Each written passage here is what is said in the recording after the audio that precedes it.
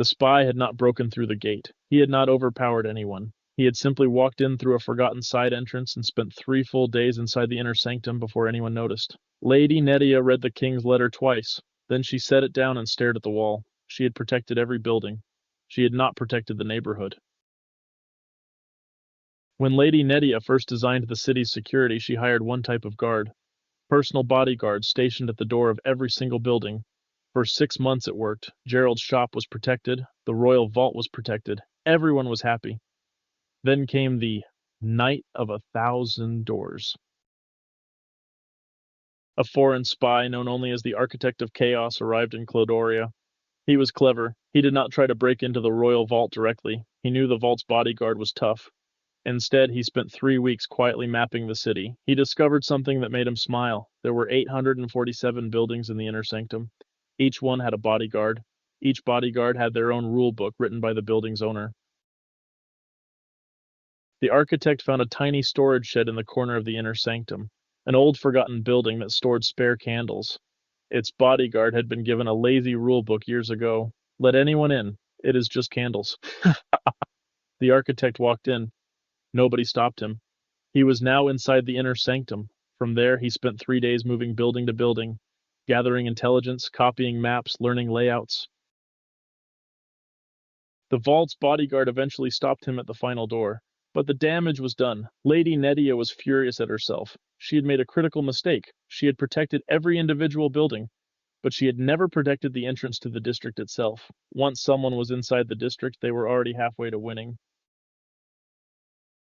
Here is what she realized. A personal bodyguard is excellent at protecting their own door, but they cannot see the big picture. Gerald's bodyguard only cares about Gerald's door.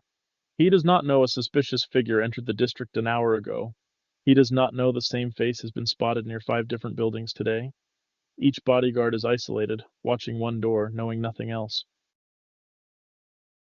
What the city needed was someone watching the entire district before anyone reached a single building's door. A first line of defense at the street level, not building by building, neighborhood by neighborhood. The bodyguard is your last line of defense. You need a first line of defense that sees everything entering and leaving the district as a whole. Lady Nettia designed a new system with 2 completely separate layers, each with a different job, different authority, and different logic. She called the first layer the district checkpoint. She stationed a checkpoint unit at the single entrance road to each district. Their job was not to protect any specific building. Their job was to decide who was even allowed into the neighborhood at all. The checkpoint had a power that no bodyguard had. It could explicitly ban specific people or entire groups by name. Rule 200. Anyone from the rival kingdom of Hakoria, turn away. No exceptions, no appeals. No bodyguard could issue a ban like this. Bodyguards could only allow. They had no mechanism for a hard, unconditional rejection. The checkpoint had both an allow list and a deny list. But the checkpoint had one famous weakness. It had no memory. Every person passing through was treated as a complete stranger, whether they were entering or leaving. A merchant who arrived in the morning was a stranger. The same merchant leaving in the evening was also a stranger, checked again from scratch.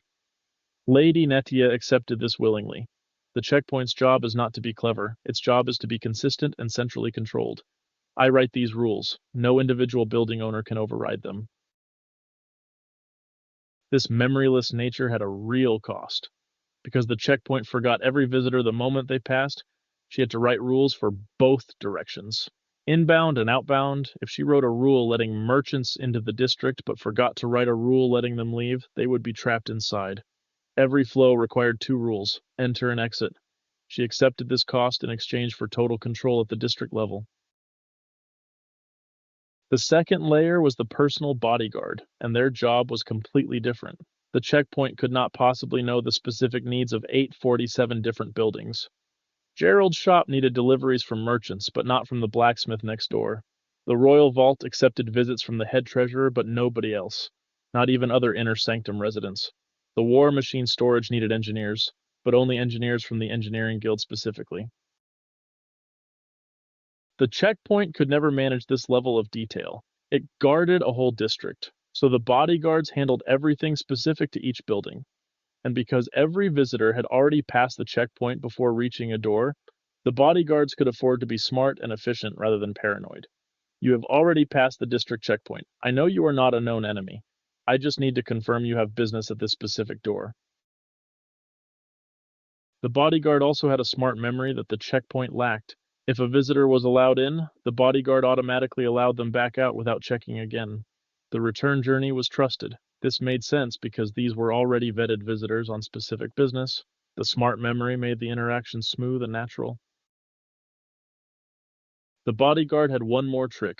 Instead of writing rules based on addresses, which could change, the bodyguard could reference a guild directly. Only members of the engineering guild may enter. If a new engineer joined the guild and got a new address, the rule did not need updating. The guild membership was the credential, not the address. This made rules resilient and easy to maintain. In NABO WS, the district checkpoint is called a network ACL or NACL. It operates at the subnet level. It is stateless, meaning it has no memory and you must write rules for both inbound and outbound traffic. It supports explicit deny rules, so you can block a specific IP address completely. Rules are numbered and evaluated in order from lowest to highest, and the first match wins. It is your first line of defense.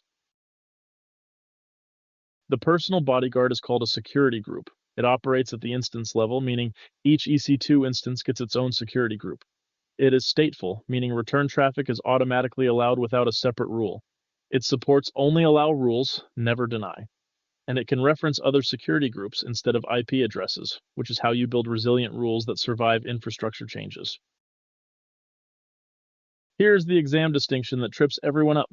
NACLs are stateless. If you allow HTTP traffic inbound on port 80, you must also explicitly allow the outbound response traffic or the reply never leaves. Security groups are stateful. If you allow inbound traffic on port 80, the response goes out automatically. No extra rule needed. Stateless means write both directions. Stateful means write one and the other follows.